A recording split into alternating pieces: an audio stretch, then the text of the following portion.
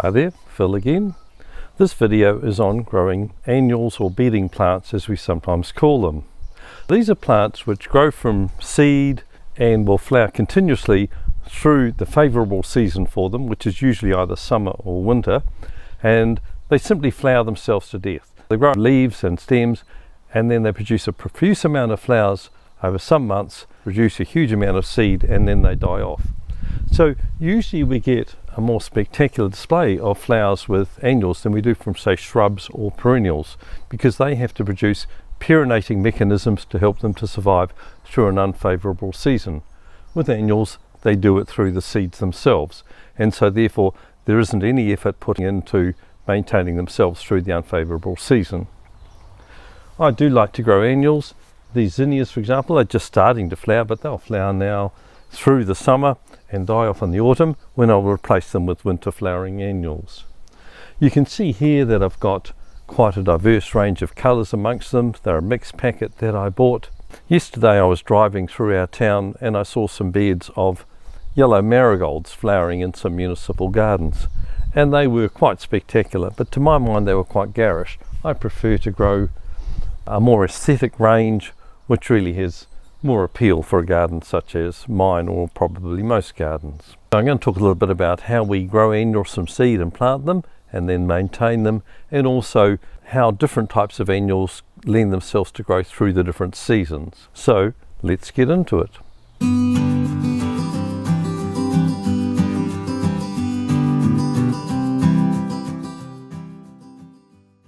It is possible to buy the plants during the flowering season as full-size plants in individual pots, often already in flower. However, this is a relatively expensive option. A more economical one is to buy them in punnets as seedlings. Personally, I grow my own. I have a series of videos on sowing seeds in trays and growing them onto planting stage. This is a good saving and also a lot of fun. Since they will be replaced twice a year, buying the plants can become expensive, and usually a bedding scheme is kept to a highly visible area in a garden, such as against the terrace or on the edge of a perennial garden or shrubbery, such as I'm doing here. In behind my zinnias I do have some sunflowers that will be flowering soon, and then they will also die down, and behind them there is actually a vegetable garden. You will notice that I also have these bromeliads as perennial plants among them, and that is because of the seasonal nature of the annuals means that I want to have some permanent structure to the garden, and that is provided through these bromeliads and also the vertical garden which I have behind me. Some annuals, such as Primula malacoides, Cineraria and Alyssum, will self-seed readily. However, they will usually revert over time to their original common form. My clip on wildflowers, linked below, shows how I allow a range of annuals to flower and self-seed. This creates an attractive display and also encourages birds and beneficial insects such as honeybees and predators to my garden.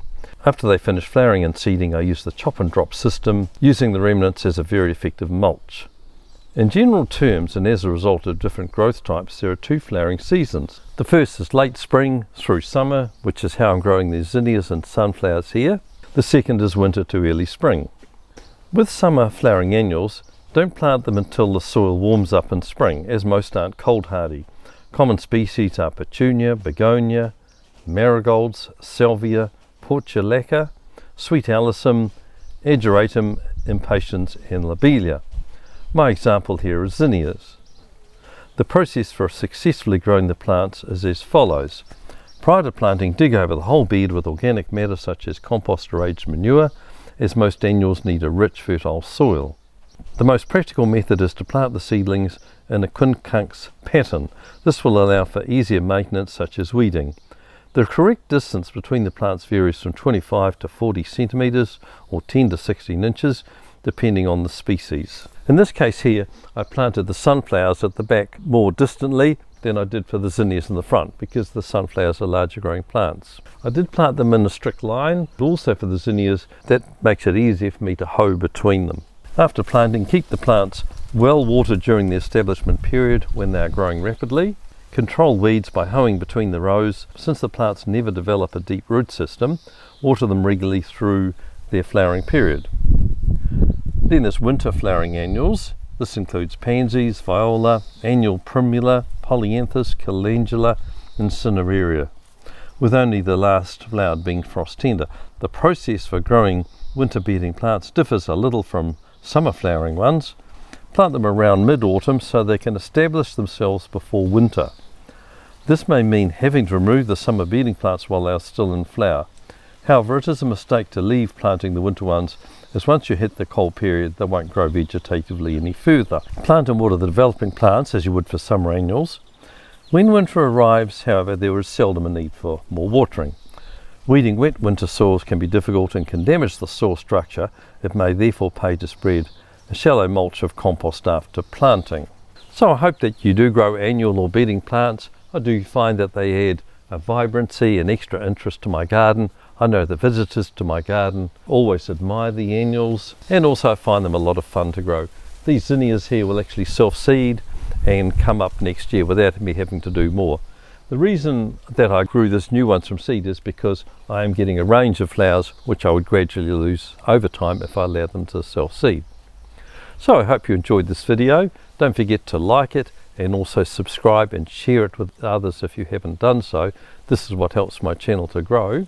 And finally, as always, thank you very much for watching this through to the end.